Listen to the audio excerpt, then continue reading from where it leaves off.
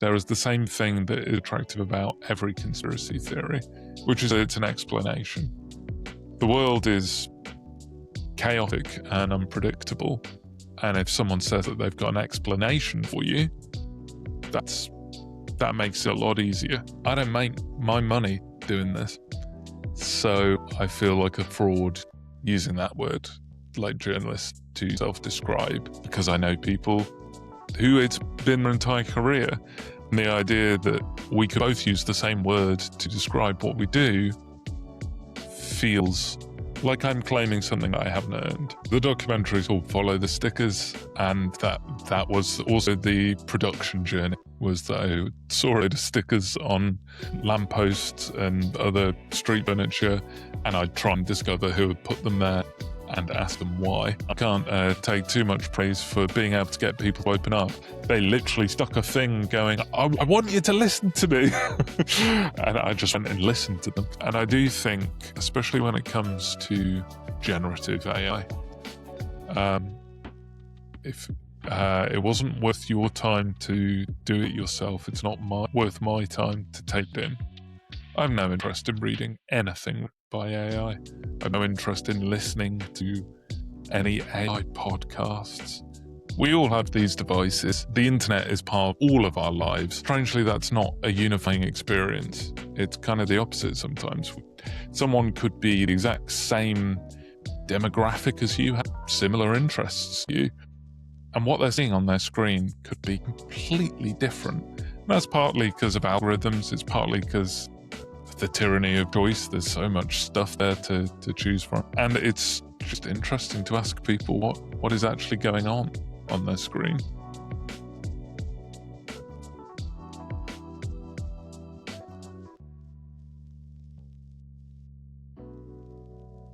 Hello, and welcome back to Is This New Internet? My guest this week is Matt Watts, a documentarian based in Nottingham in the United Kingdom. I came across Matt's work through his documentary, Follow the Stickers, and I thought this was a really interesting way of telling a story, the really interesting way of talking to people about their own experiences, and it was really oddly relatable, even if you have nothing to do with the UK. So, without any further ado, please say hi to Matt Watts. Hi. Hi, Matt. So could you tell the folks at home a little bit about yourself? What are the essentials of Matt Watts that everyone needs to know about? Well, I suppose the things that I make are documentaries and audio stuff, podcasts. It's quite difficult to summarize exactly what my approach is, because I just make things I think are interesting. And generally, those things are quirky, unexpected approaches to stories. And I think it's really difficult to explain that without giving an example. So the Stickers documentary that you kindly mentioned in the intro there, I walked around, I saw that loads of street furniture is cut in stickers. I decided to find out why, and that became a short documentary discovering the people who put up the stickers and the very strange and diverse reasons that they did so. Nice. And we're definitely going to be linking the Stickers documentary in the description of this video. So this is something that you have to check out. I would actually suggest you listen to this full conversation first, and then you can go into the documentary with some knowledge about this and some knowledge about the people behind it. Because I saw it basically. I found out about your work. So this documentary was like my first thing to kind of see what's all about, because your website was really cool. And I was like, hey, this person is obviously really into doing stuff for themselves, doing stuff with a very, like, it isn't one of those, Viceland kind of documentaries. The story feels small, it feels personal, and it feels like it's very, very local. Yet this was on YouTube, a global platform. And I found that those two opposing forces was a really interesting way to kind of tell and present the stories. So could you talk to us a little bit about that? Was this an intentional way that you put this idea forward? I wish I could say that I was that clever, but no. It was a really nice affirmation of not considering any of that and just making a thing that I liked and getting a response. which really affirms my approach to the way of doing things. Because I actually made it as part of my master's degree in documentary journalism. And to be honest, it wasn't really what they wanted either. But I thought, well, I'm the one doing this master's. I'm going to make what I want to make, and and I did. And then other people liked it. I think I must have hit some kind of algorithmic eddy that took it to people who are into street art and the like. And I mean, I've no stats to tell me how successful this was, but I also my one attempt to market it was that I made a load of stickers with a QR code on it that it was kind of designed after conspiracy theory stickers that like they're not telling you the truth about. I mean, most of the time it's about the COVID jab, but it said, "Can you handle the truth about stickers?" and then a QR code linking to the documentary. And the most gratifying comments on that YouTube video are the ones that say like, "I saw the sticker by the train station and I scanned it and it brought me here." I love seeing this. Nice. And I think this whole act of seeing stickers around and wondering who posted this, who's behind this. You really beautifully tell that story about how each sticker is its own story, its own group of people. And it feels very much like, almost like a love letter to your city, kind of. So could you tell us a little bit about, the local life? You're from Nottingham. I know about the football team. I've had a couple of friends who went to the university. But for the folks over here in Canada and all over the world, what does Nottingham mean, and how does it contribute to your storytelling style? What does it mean to your storytelling style specifically? I mean, I love Nottingham. I've lived here for almost 10 years now. And it's a great city. The tagline that often has is not too big, not too small, which I think is spot on. It's kind of big enough that it's got some cool, iconic music venues that bands will come and play, but it's not so big that you don't know it. I can walk across the city in like half an hour, which means you have a local feeling to the whole place, whilst it's still big enough to have all of those city things. But I'd say the film isn't just Nottingham, but it is all in the Midlands. And the Midlands is exactly what it sounds like. It's the middle of England, which is often forgotten about. Like, people are very territorial here about being from the north, being from the south. The south is like London. The south is the way that I think more like the coastal areas of North America are regarded. It's kind of the wealthier. It has the cattle, all these things. And north has its own entirely different culture. And the Midlands often gets forgotten about and just thought of as ex-industrial towns where not much happens and it's a bit shit, which is not the way I see it. So I guess there's that kind of that little underdog thing going on that perhaps makes it feel more real and more authentic when you see a film from there, because most people would just go to London. Like, there's a lot more stickers in London, I'll tell you that. But that's not as interesting as finding out. It's partly, what can I do that no one else can? Well, part of it is that no one else is necessarily making stuff about the Midlands. Your podcast as well, like you've done a couple of episodes on the meta glasses, and the first one on that kind of was a local story as well that sort of blew up and went a little bit viral online, and as a response to that. So could you tell the folks a little bit about this? And like, it was very much a Nottingham story as well. Yeah, so it was about the Meta glasses, the new smart glasses that have AI in them and cameras in them. And I started to see clips online. It was really in the awful feeling of scrolling. And I just started seeing streets that I knew from the point of view of someone. It's like, oh, well, that's Victoria Centre. I walk down that street every day. And it was this guy hitting on women, like, which is usually the kind of thing I just dismiss as, oh, someone's being awful on the internet, and I don't want to get sucked into watching it. But when it's in your city when it's a street that you know, where it's outside a pub that you're regularly in. And there's a little bit you're going, am I about to walk into the back of shot? Because I could well be in this video. And what is going on here? And then seeing on, I think it was the subreddit for Nottingham, one of the girls who'd been filmed had posted something about it and it got deleted. So why is that bit deleted? What's going on here? And it was because she put some identifying details about the guy who'd been filming her, which was what a strange irony. It's like this guy is allowed to film a woman without knowing that he's filming her and then post it online for everyone else's entertainment, but putting any identifying information about him got her kicked out of the local subreddit. But I suppose that reflects kind of the different duty of care that the moderators of local subreddit feel compared to the moderators of TikTok. And then for myself going through this guy's profile, watching all of the videos, and some of them, the girls who were filmed had commented. So I just started reaching out to talk to them and to them very kindly agreed to share what happened to them and how they felt about it.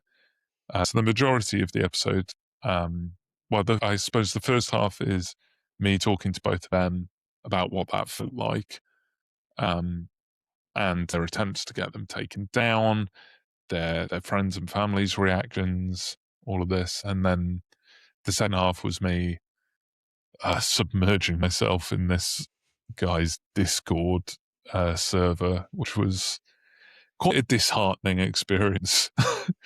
I've eventually, I kept checking in on that because it's, I keep trying to find a way of describing it because it's so unhelpful, I think, to just say it's full of incel stuff or it's full of misogynistic stuff.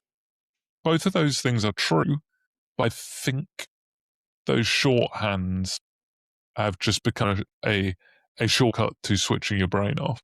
You hear, oh yeah, misogynistic, and you go, oh, those people are discussing. I'm not going to look any further into this. And that's completely understandable for a lot of people because it's upsetting stuff and you don't want to spend your day thinking about it. But personally, I find it interesting to delve a little bit deeper and find out, are they what are they actually saying? And they're not one homogenous whole of awfulness. It's not like, oh, right, I can just dismiss this as bad people saying bad things. There's so many different levels of it. There are the ones who are in there who think that because some people in there are saying really heinous stuff, that their own kind of base level of misogyny actually isn't as bad because they're, and some of them are just there for entertainment but feel conflicted about it. And some of them are just damaged people. And it's very interesting to kind of stare into that. But also I had open in a browser tab. And whenever I'd open my computer, that became one of my procrastination tabs. Even after I'd finished the story, I'd click in there and just go, oh, what are they up to today? Oh, right, that's what they think about women now.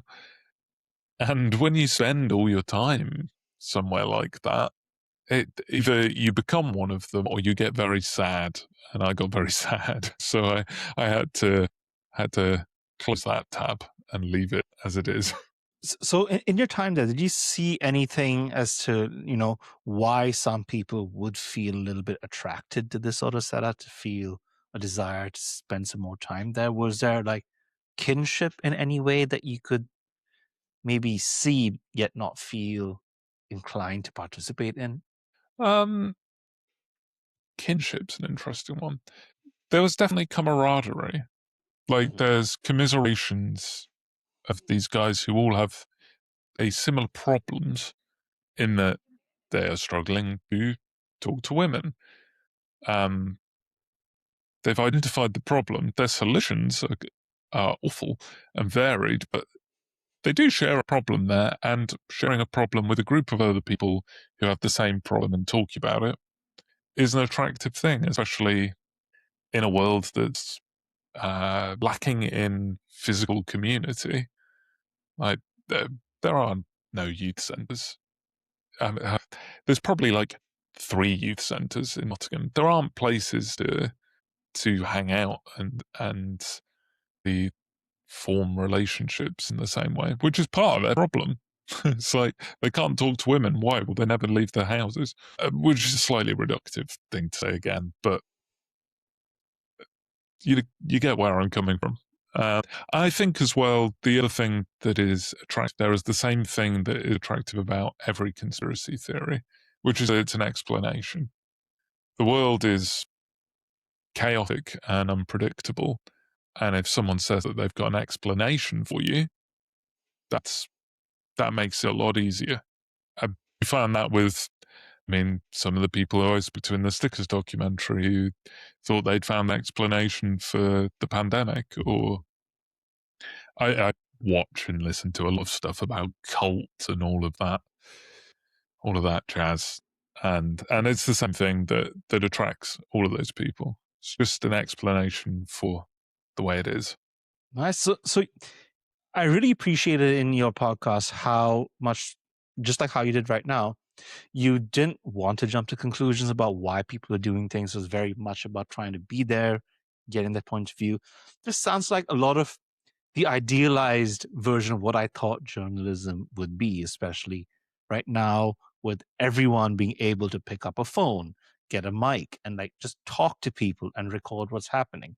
So you mentioned in a chat that we had earlier that you didn't push back, but you were a little hesitant to call yourself a journalist. And I was just wondering, like, what are your thoughts on the expectations of what journalism should be nowadays with all these tools? And where do you stand in the self-identification of, being a journalist? It's an interesting one. I think part of the initial bit is that I don't make my money doing this. So I feel like a fraud using that word, like journalist, to self-describe. Because I know people who it's been their entire career. And the idea that we could both use the same word to describe what we do feels like I'm claiming something I haven't earned. Then another part of my brain goes, oh, so money is the thing that defines everything. Well, that's capitalist bullshit. And then another part of my brain chips in and goes, well, those kind of people who call themselves citizen journalists, the majority of the times where you hear that something's from a citizen journalist, I tend to find it's the kind of person who was too right-wing to be allowed on the BBC. It's so I don't want to fall in with that group either. So yeah, I think there's a variety of different things that make me push back on it. And also, I'm more comfortable with. I think documentarian is a little looser. I think it reflects. I think the people who I like are more likely to use that. The people whose work that I feel inspired by, and I always get to this point, which is such a cliche, but I also can't help it because it's true. I've always loved Louis Theroux. I think he'd call himself a documentarian. I love what he does. I love his ethos, his approach. I love the subjects he covers. He uses that word. I'm more comfortable with that. I also love like Adam Curtis. I think he'd be referred to as a documentarian. And maybe part of it is being slightly scarred by experiences in my masters of like the Stickers documentary being something I made for that. They'd show us films like these fantastically experimental documentaries, like this one that is just 2 hours of the last American cowboys herding sheep across like 2 states, and there's not a single word of dialogue for 2 hours. You're like, oh, that's really interesting. Completely different approach to the form. And then when it came to the assessments, it was very much old school terrestrial journalism standards. It was, you've got to be able to, do a pithy lead-in that is exactly this long and could be broadcast on Radio 4. And they called that journalism, and that was the standard we were judged on. And they didn't like what I was making. So maybe part of me rejects it because of that as well. Okay. So I think we teased the documentary a little bit, but I think we can like talk about it in full sort of, because I thought it was a beautiful piece. I've recommended it to a few folks because it felt it felt like I was friends with the people I didn't know at all. And I think the way that you talked to them, the way you got them to express their own ideas, it was really comfortable. It was like, how people talk about how Sacha Baron Cohen sort of gets his people who's interviewing to like really reveal a lot about themselves, often in comical ways. Like I found that you was tapping to that energy, but sort of in the soul level, like you got people to really express themselves, what they were thinking, why they did this. So could you give us the elevator pitch of the documentary? What's it about? And then just maybe a couple of examples of the type of stories that were a little unexpected from this. So the documentary is called Follow the Stickers, and that was also the production journey, was that I saw the stickers on lampposts and other street furniture, and I'd try and discover who had put them there and ask them why. And often people want to be found, so there's a lot of going, there are Instagrams on there. Some of them were more tricky. One in particular character whose phone number was there, but claimed he did not have any idea why it was. But also, if people are putting up stickers, they want to be heard. So I can't take too much praise for being able to get people to open up. They literally stuck a thing going, I want you to listen to me. And I just went and listened to them.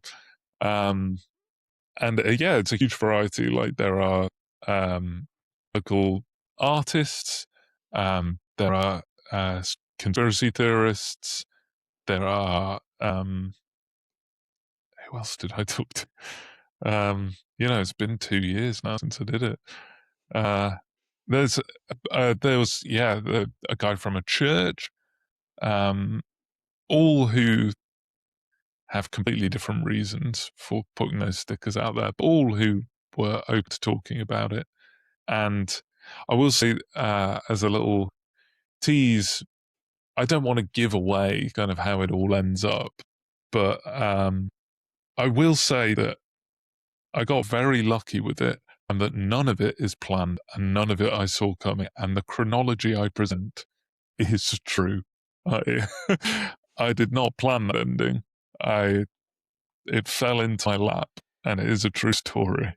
Oh, I really do like how it ends, and I'm not going to reveal it. You really need to watch it, because I think the storytelling feels very intentional, and you should really, no spoilers. You can only experience a spoiler once, and that twist once, so you really should watch it for yourself. But I do want to talk about the medium of stickers. Like, has making a documentary on that got you to reflect on it in any way? Because I'm like a very digital person, like picking up physical books almost. I know I'm a rare case in that I much rather read on a Kindle or Kobo, not on a screen, but on like a specific reading device.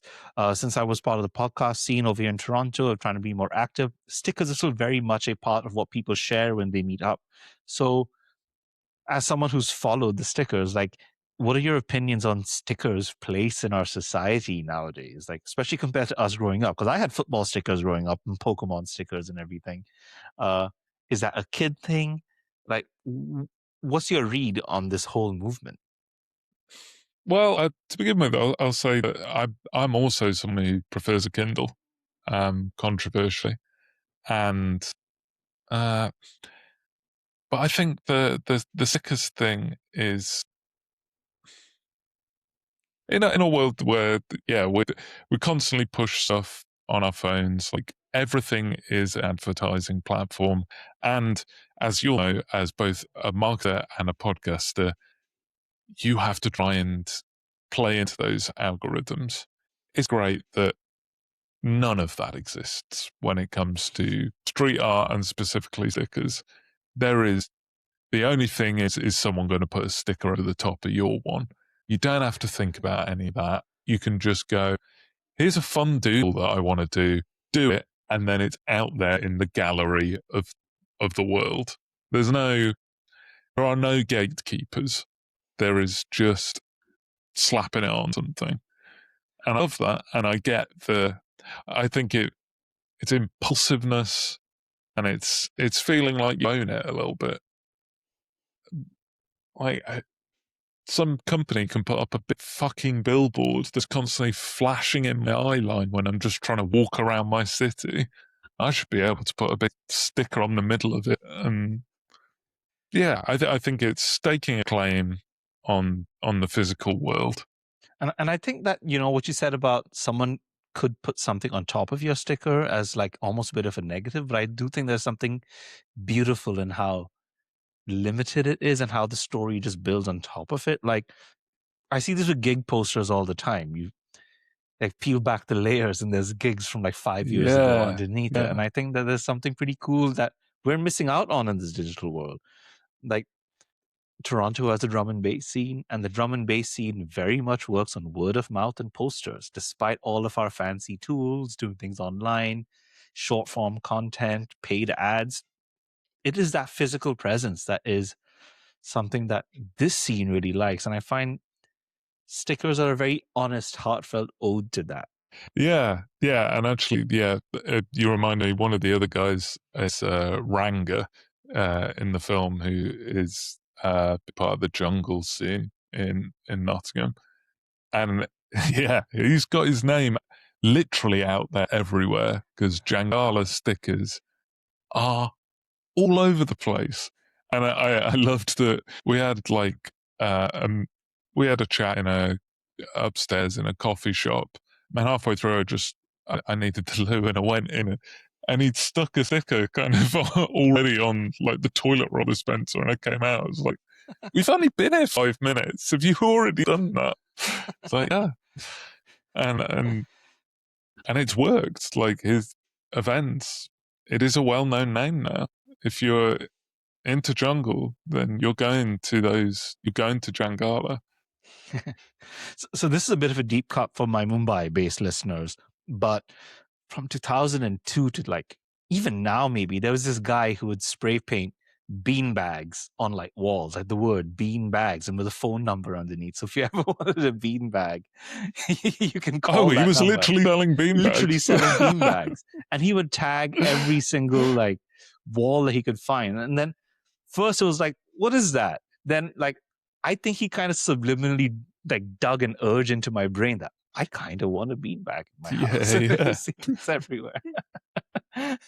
So yeah, the physical world, we think we can shut ourselves out from this, but it still plays like that subliminal, like the space that you inhabit, I think is just so important. And like your documentary, the stories of that, it just tapped into that energy in a way that I think very few media's optimized for almost today.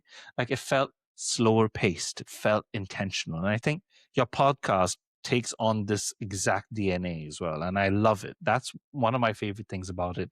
You post once a month. It's this beautifully polished piece of work. Like, I listen with headphones on, then the sound comes from different parts. And, it feels like I'm in an immersive space, like listening to a production. So could you give us an elevator pitch on your podcast? Because I think that's your current project, and I get a ton of joy listening to this, and I'm sure my audience will as well. Thank you. So it's called What's on Your Screen. What's spells in my surname because I couldn't resist the pun. And the founding principle of it was that we all have these devices. The internet is part of all of our lives. But strangely, that's not a unifying experience. It's kind of the opposite sometimes. Someone could be the exact same demographic as you, have similar interests to you, and what they're seeing on their screen could be completely different. And that's partly because of algorithms. It's partly because of the tyranny of choice. There's so much stuff there to choose from. And it's just interesting to ask people what is actually going on. on their screen. So it started out actually just as conversations I was having in real life of like, what's going, oh no, actually, so it started as conversations and then it turned into kind of a semi-private podcast, I guess. I had a WhatsApp group that I started where I just kind of, people who I'd had that conversation with and agreed to it joined my WhatsApp group, and we'd post little voice notes every month. Not every month, every Sunday. The reminders to my calendar. To share like what adverts you've been seeing and what strange thing had been pushed to you on Instagram, and it evolved from that of going, I found all those really interesting, and then I started finding larger stories people to talk to, and it's pretty disparate. Like some of them are there's one that's a guy who contributes to Wikipedia all the time, who happens to live in Nottingham, who's like a really big Wikipedia editor. And I found that fascinating because so much human work goes into that. And it is the antithesis of where most of us spend time, which is social media. So to find out how he got into that, which is a really unexpected story. Like he was 11 when he started, and then he had to, like one day, had to come out as a Wikipedia editor to his parents because his local paper wanted to do a profile on, and he had to get his parents' permission, and they had no idea that he was like a prolific Wikipedia editor. So things like that.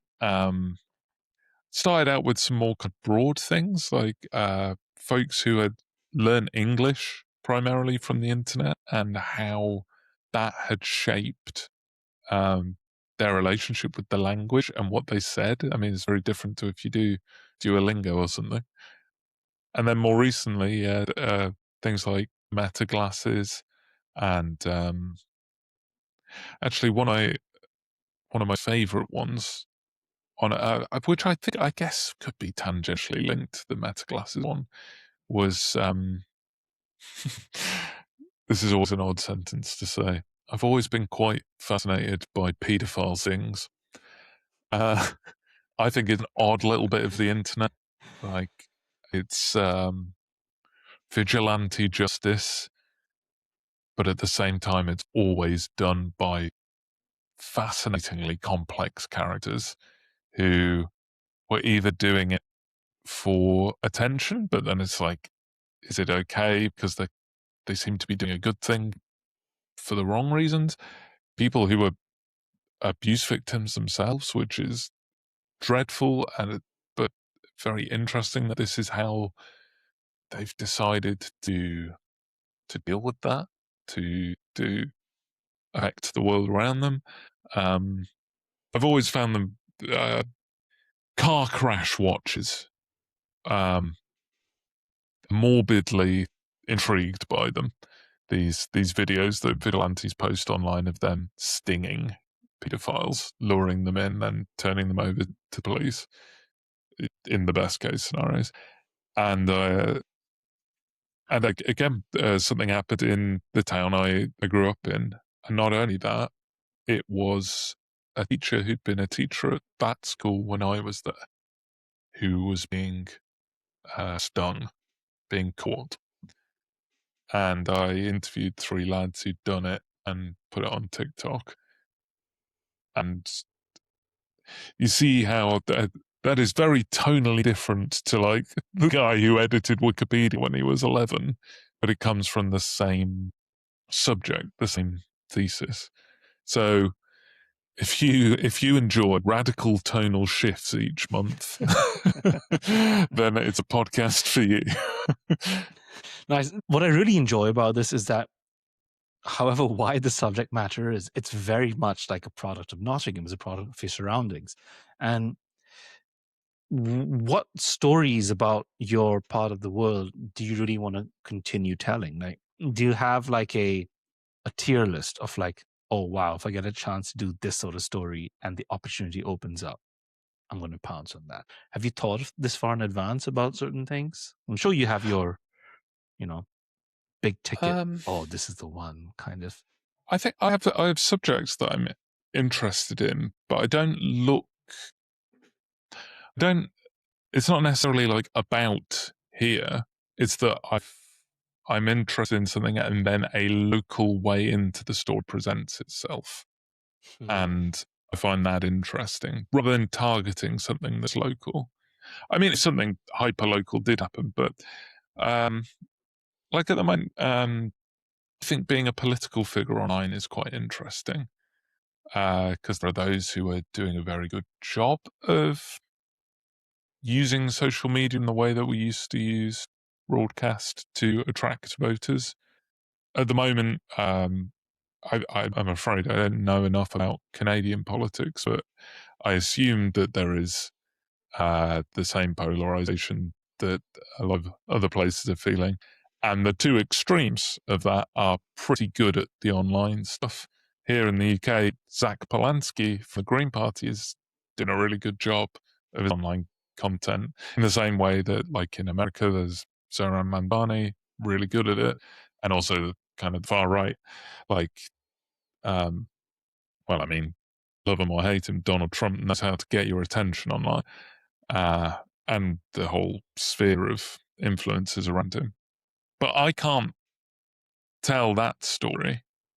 I can't, because that wouldn't be interesting. I don't have the access to. I'd love to one day to get like Zach Polanski on to talk about that subject, or indeed Nigel Farage. Would be very interesting to talk to him, no matter what your view on him is. This is a complete tangent from. So I am I'm down in the political rabbit hole. Okay. So I do know Nigel Farage and Zach Polanski. Like, I've been following the Greens journey with quite a lot of interest, actually, because the way that, the Green Party nowhere in the world is known for getting numbers. So the fact that it's done it somewhere, like in the UK, that's incredible to me. And of course, there's been a lot of. The US is unique, I guess, in the fact that there's only two political parties. Everyone else kind of has a selection. And I find that this happening in the UK is very interesting. In Canada, like currently we're seeing, yes, we have a big Canadian export is actually right-wing influencers in the US. Really? So there's a whole list of names. Among the big early ones was Gavin McInnes, who was a founder at Vice. So Vice was a collection of three people from different parts of the political spectrum who just wanted to come and tell cool stories. And Gavin McInnes, active member, I think one of the founders of the Proud Boys as well, is from Canada. So there's a lot of Canadian origin influencers in the US. There is a very intense political commentary scene over here too. And you might have heard of Avi Lewis. Would you have heard of the NDP and Avi Lewis on your side? No. So I found out about Avi Lewis because of his wife, Naomi Klein, who's written. Yeah, I know Naomi Klein. There we go. No logos are there, I think. Yeah. So her husband, Avi Lewis, has recently become the leader of the NDP, which is the progressive party in Canada. There are two progressive parties here. There's the Greens and the NDP. The differences in them is basically what they prioritize the most. The NDP is a lot more worker rights affiliated. The Greens are a little bit more environmental rights, but they have a lot in common, basically. Suddenly we're seeing this left resurgence kind of all over. Like what's happening in the UK is almost being reflected over here, is being reflected in pockets of the US. And I do find this ebbing and flowing is a very interesting, phenomenon. It's like we believe what we believe, but how does what we believe fit us in a different box every few years, kind of? And I find that's a really interesting thing. And thing is, no one knows, right? Pollsters don't know. We don't know. We just kind of know what we assume. And I think as a journalist, like as someone who's not a journalist, someone who's got the finger on the pulse of what people are thinking, right? what are your thoughts on that? And like, especially from a storytelling perspective, since that is your output, like, have you thought of that in this sort of a way? Do you have any thoughts about the way things are unfurling? Well, I mean, my main thought is that I'm not qualified. But I When's think, that ever stop anyone? well, I say it slightly tongue in cheek to mean, I think it's fascinating. It's also gigantic. Like it's global. It's difficult to wrap your hands around that macro scale shift. But I do think, when I think how would I approach kind of looking into that and finding out what I think is to look local.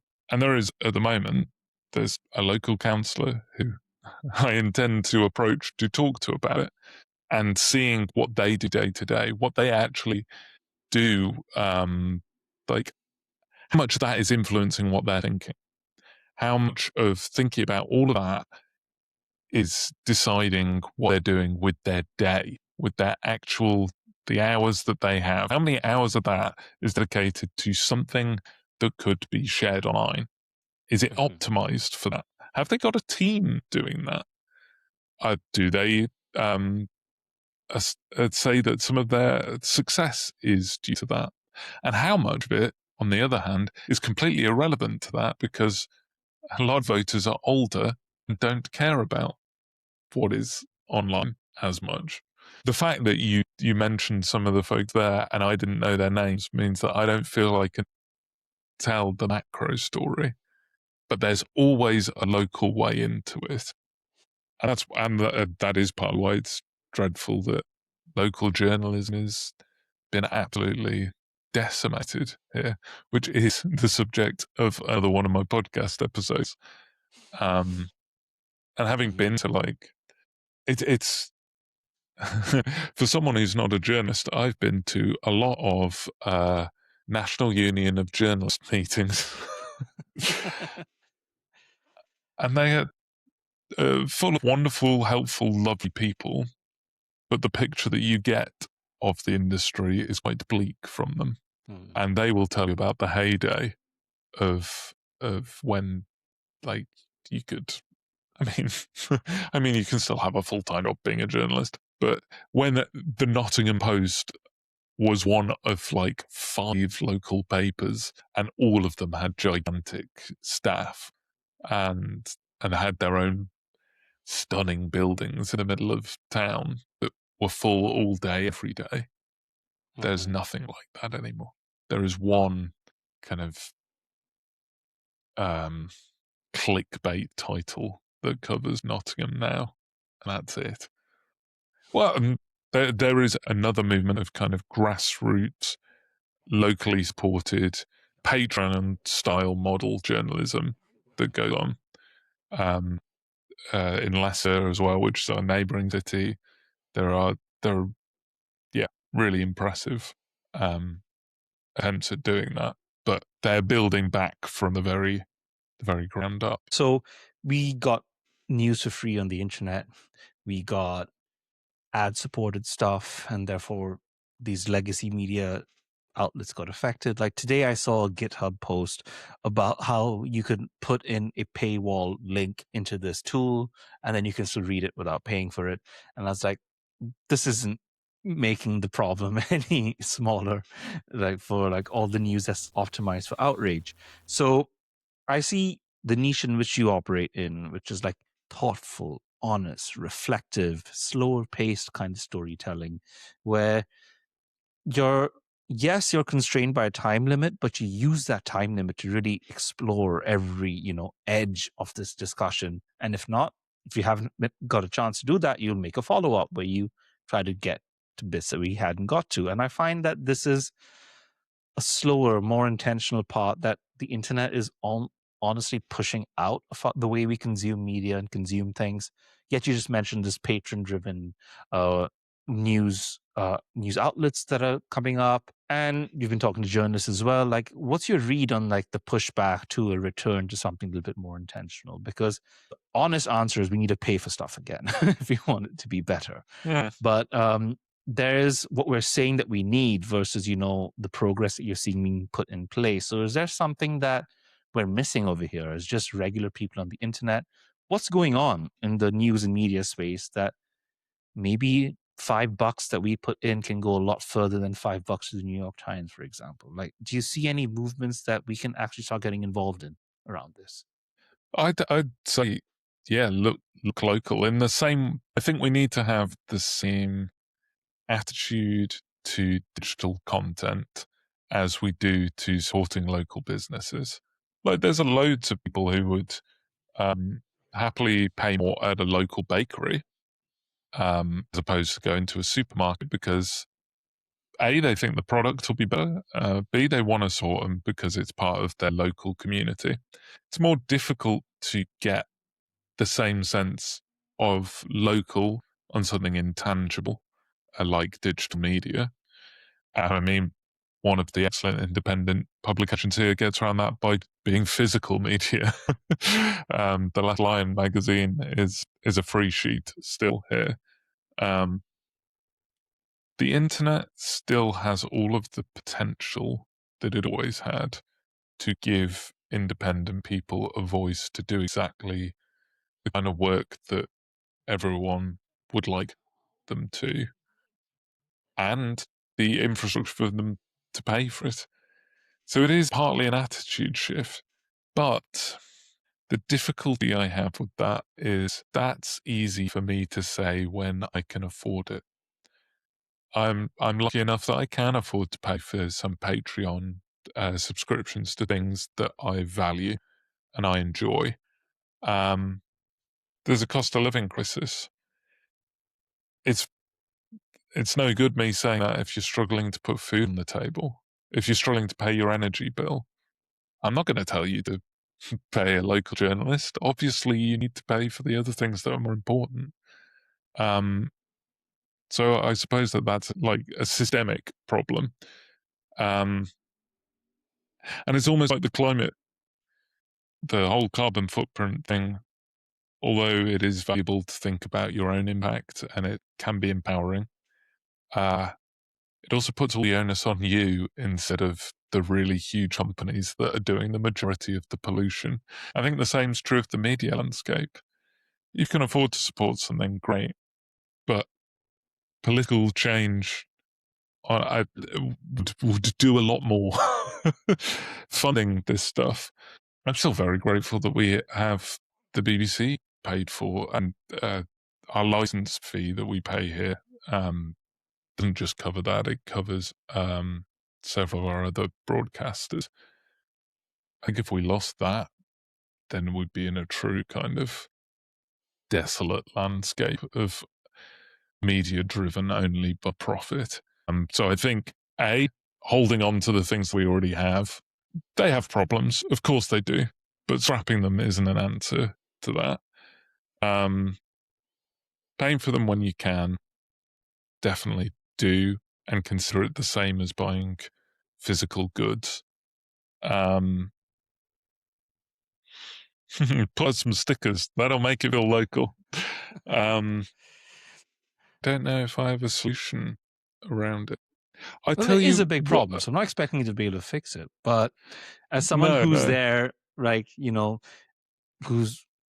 witnesses a lot of this change, who's in journalistic and documentarian circles, I have some close friends over here who are in the media as well, and it kind of seems to be we're competing with not news, right? To get news out.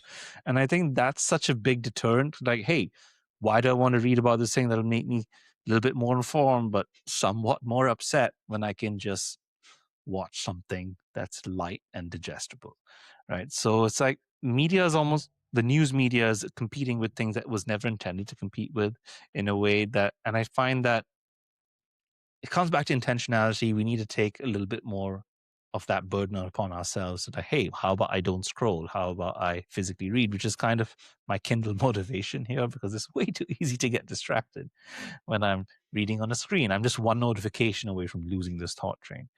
So who knows? Like, I'm not one for like mandating phone locks or anything, but we should try and find a way to like incentivize people a little bit more. Many things are about incentives, like maybe mandate that crazy idea, but like you see a 5-second ad, or you can read a book. I don't know, something like that. Out there. I probably edit this bit out, but yeah, that's a little bit out there. No, I do think you're right, though. It is about changing our incentives. Giving people an incentive to support quality media, I think, is definitely part of it. And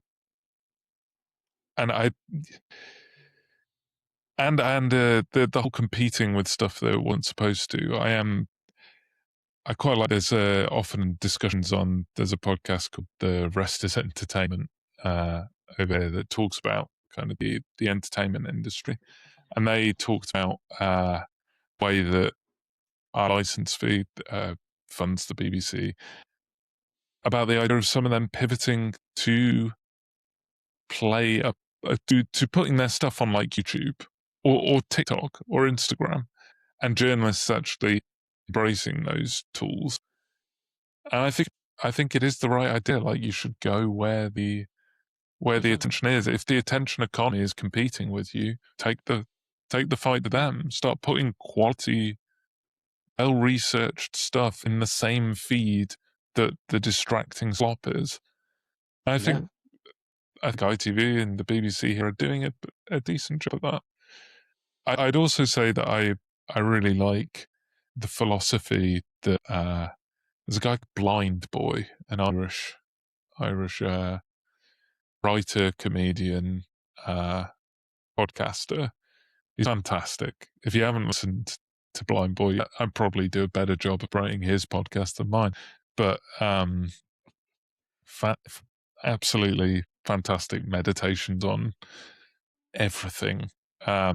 But in the middle of his podcasts, he does the ocarina pause, which is originally where he played a little ocarina and you would hear some adverts.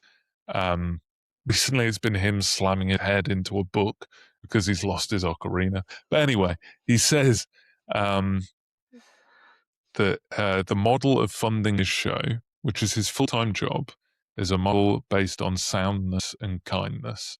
And the idea is, if you can pay for the Patreon, then you are paying for you and for the person who can't afford it. And if you can't afford it, that's fine. No one gets bonus content. No one gets extra episodes because they've paid. Everyone gets the same thing. And if you can afford it, you do. And you're paying for that person who can't. And there's just something about that framing of it that makes you feel like it's your responsibility and that you're contributing to something valuable. And I really like that.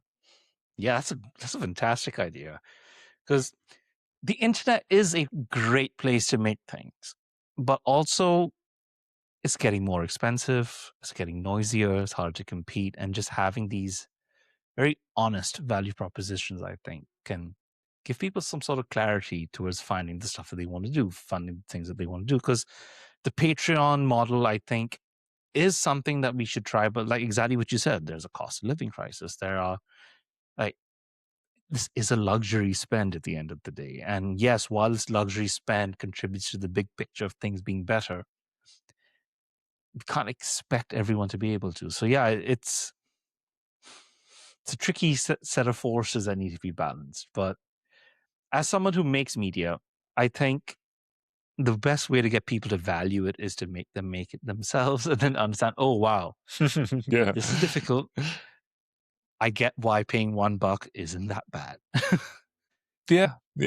And maybe it's a transparency thing. Maybe it's, it's kind of showing how all of the different things that you've put into doing this, and just making it clear.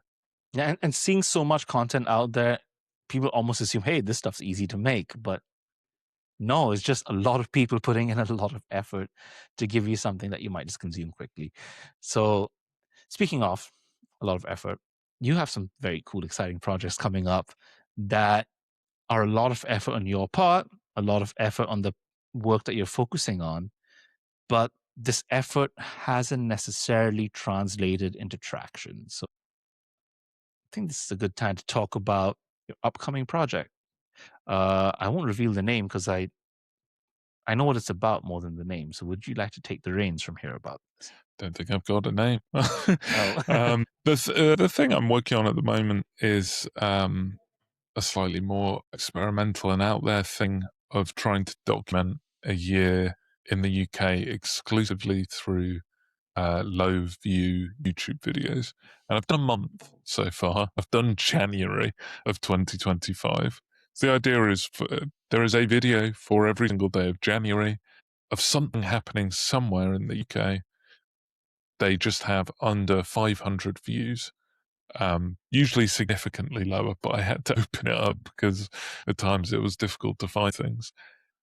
And I love it because it, as much as there is all of that high quality, polished, viral, attention grabbing stuff, for every one of those videos, there's 1,000 just mundane, unfocused, both physically and metaphorically, just artifacts of people's lives that they've uploaded for who knows what reason. And it's like there is literally a camera in every house now, and I love going through it and seeing the kind of patchwork portrait of the world that it can paint. From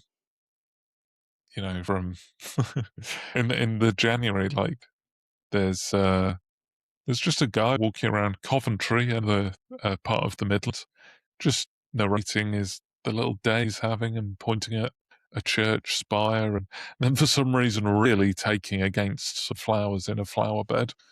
And then that's kind of intersected with there's someone, where was it? Some obscure town down south who was pole dancing above a bar, but not.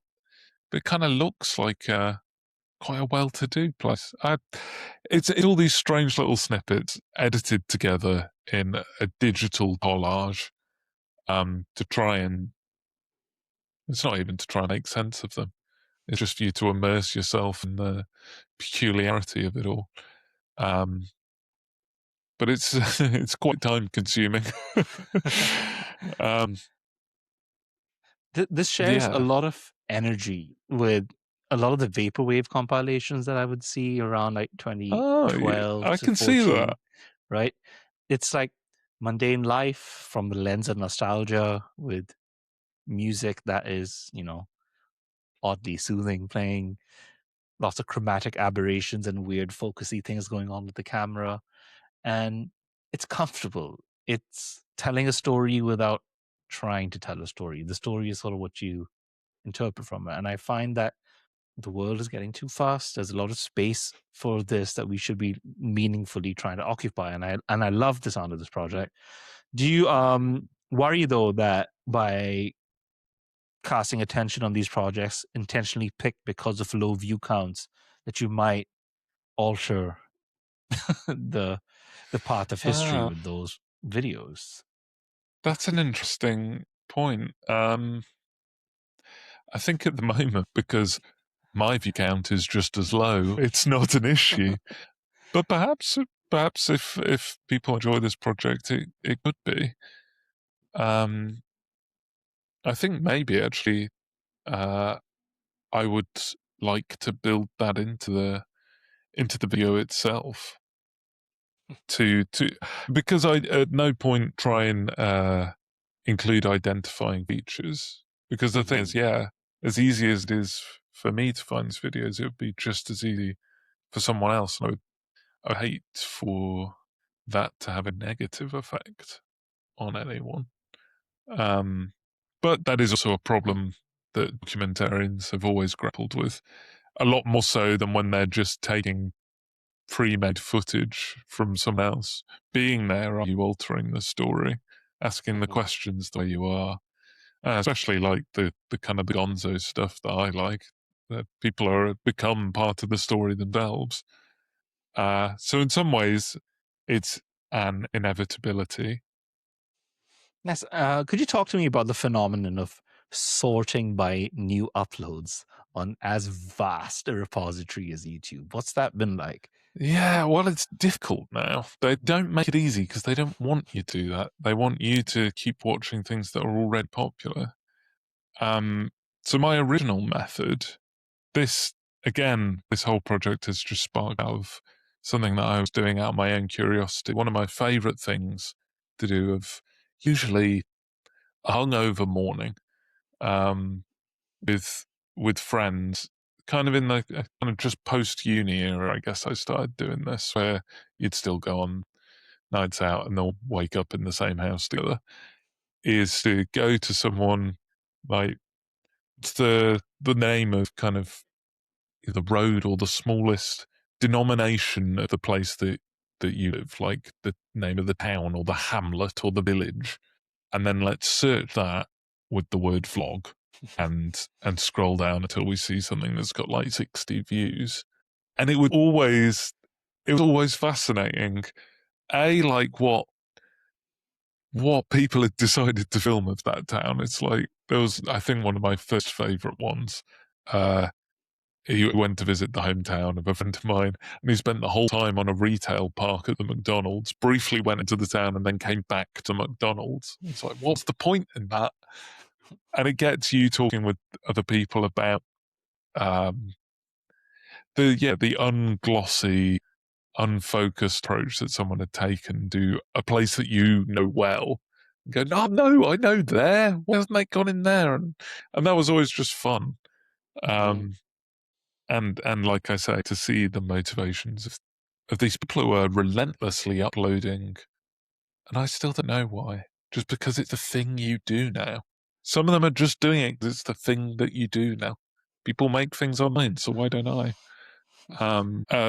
Obviously, that approach would not work for a project the size of 365 days. So I had to make a Python script to so you can't on YouTube anymore. You used to be able to sort by most viewed, least viewed. I'm not sure if that was the exact phrasing they used, but there was a version of that. You could find something that wasn't very popular. That used to be more of an ethos.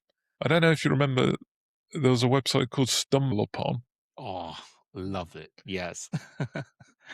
And the whole thing was that you just press a randomize button and it would take you to a smaller corner of the internet that you probably hadn't seen before. And that's what was fun about it.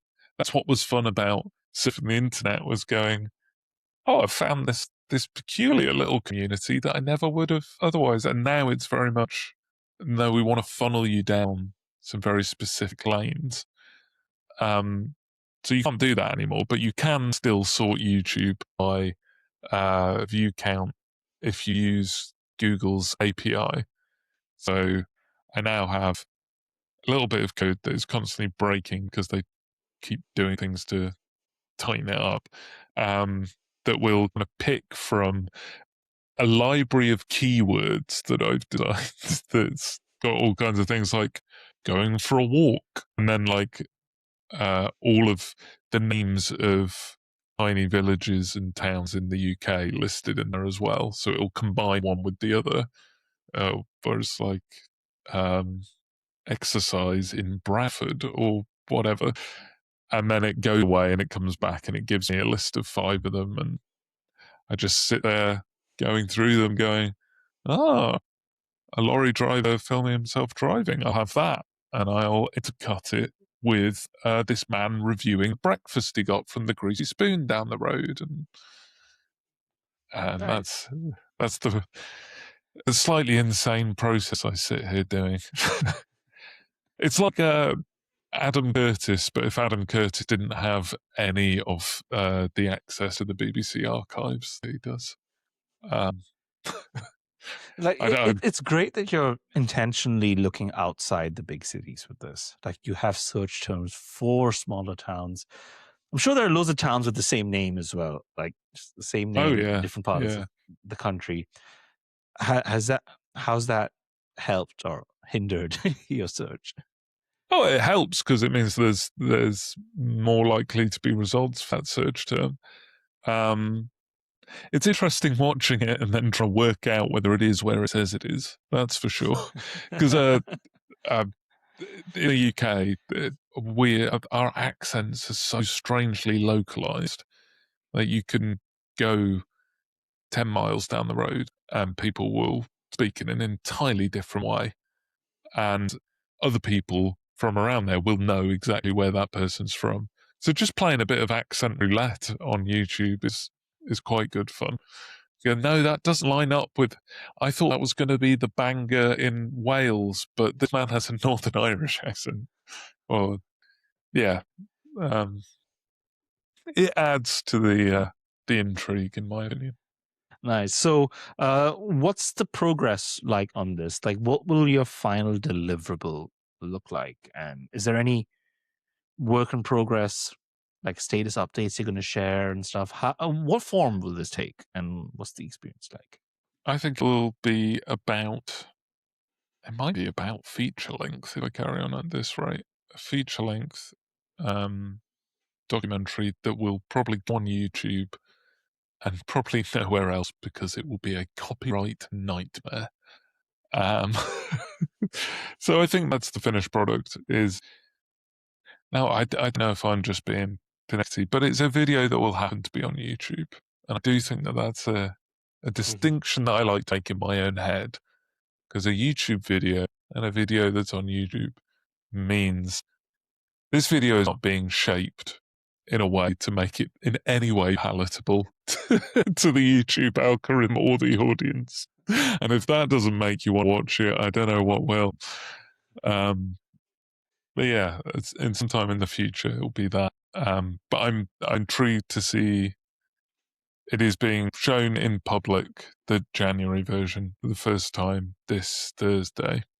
I'm intrigued to see if people do find it meditative and interesting, or if they just say that this is shit. And I'm open to that as well. I'd really like to be told that if that's the case. And maybe I'll still be interested in doing it. And that's fine, because that's still valuable. Or maybe people will love it. And maybe that'll spur me on to make it a little bit quicker. We'll see. Amazing. I actually cannot wait to see this. And like you do share everything you make on your website. And I think you added a little snippet in this website that I felt was especially important. You said, made with your own hands. And I find, as someone who's in the tech space, quite far down the rabbit hole at this point, it almost signaled that this is not made with AI. This is intentionally human built. And am I reading it right? Is that what the intention Yeah. was? Okay. Yeah. I've picked the most absurd time to decide that I'm going to learn how to code a website from scratch without the assistance of AI. And I think I partly wrote that.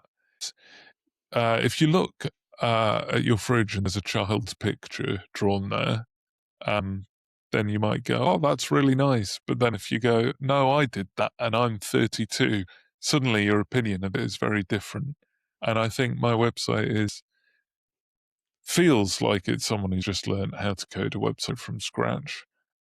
If I'd used AI to do that, and that's what I decided to make, that would be a very different proposition to this is the product of learning and mistakes and actual human labor. So it's partly that. And it's partly, I don't know who said it, but I saw something.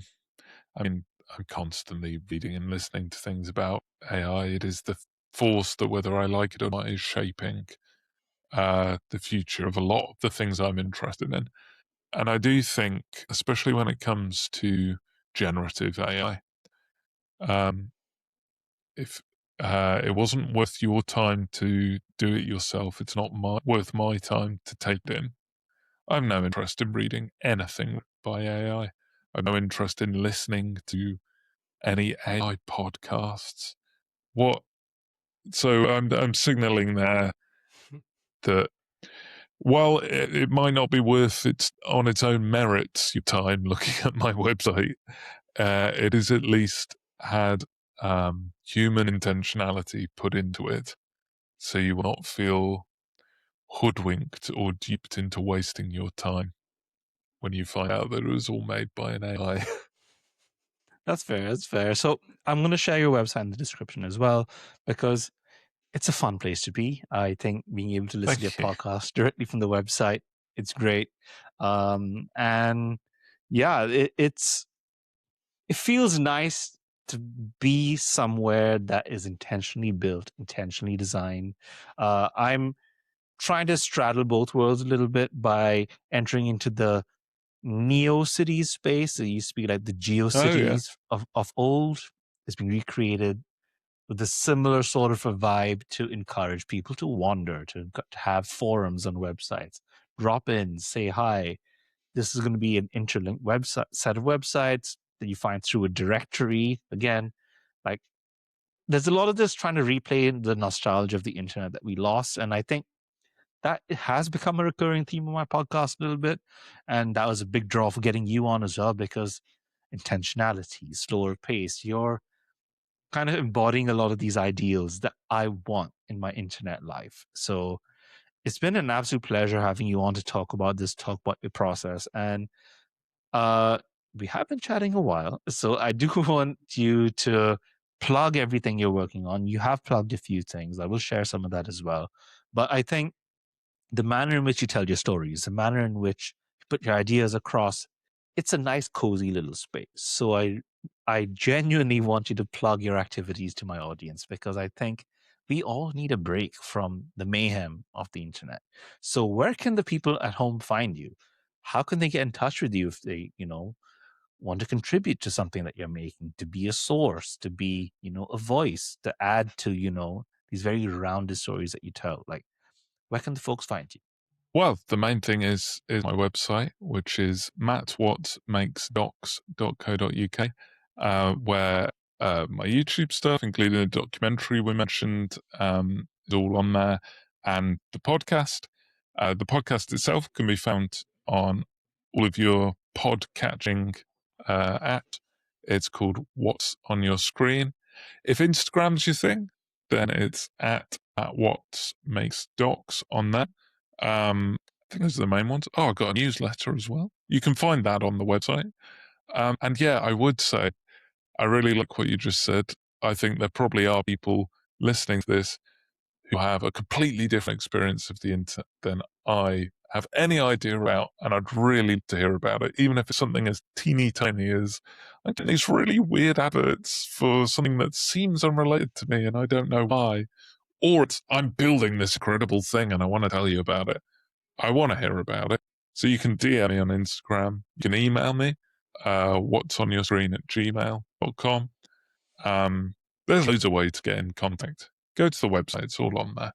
Amazing. Amazing. So, folks, this is Matt Watts, documentarian, UK based, telling some of the coolest, coziest stories that you can hear on the internet. Like the way he presents them, it's warm.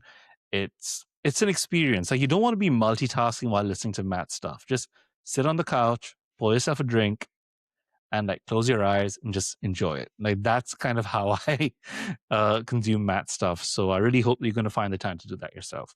So I think we should going to be wrapping up soon, Matt. But do you have any words of wisdom, any, final points to just share with the folks at home? Words of wisdom. I think going back to what we were saying earlier, support the things that you love. And I'm not saying that that should be me, but anything that you value, it might not be there anymore if you don't appreciate it. And that's not necessarily you need to sign up to 5 Patreons a day. It's even the simple stuff that everyone asks you to do. It's like sharing this podcast episode to someone who might find it interesting, and not just because of the value of that, but because that's how I connect with so many people. I love listening to something or reading an article and going, I wonder what this person would think about that. I bet we'd have an interesting chat. If we were still in a monoculture and I knew that they had watched that last night and we were going into a physical office and we were going to stand around a water cooler together, I'd enjoy that conversation. I can just ping them a link, takes no effort, and the person making that thing benefits from another person taking it in, and you get to connect with someone in your life. So do that. Do that with one thing today. Amazing. And on that note, I think we should be calling it a day today. Matt Watts, thank you so much for joining me on the show. Everyone at home, thank you for listening to the whole thing. Do follow Matt across his socials. Share this with other people who like telling stories and want to find out another perspective, another way of telling stories. So we shall be calling it a day. So from Nottingham and from Toronto, this is Matt and Marv calling it a night. You take care, and I'll catch you on the next one. Bye-bye. Bye. Thanks so much for listening. I appreciate all ratings, thumbs up, shares on whichever platform that you're listening to this. Don't forget to subscribe if you're on YouTube. Those subscriptions really, really help with the visibility of my channel. If you like this, then I think you're going to love my Substack because I get into more detail on things. I try to publish as frequently as I can because there's just so much happening online. I won't promise to have all the answers, but what I can do is promise that I can show you the journey that we're going on so you can reach your own conclusions. There's plenty more episodes where this came from, so enjoy. Catch you on the next one. Cheers.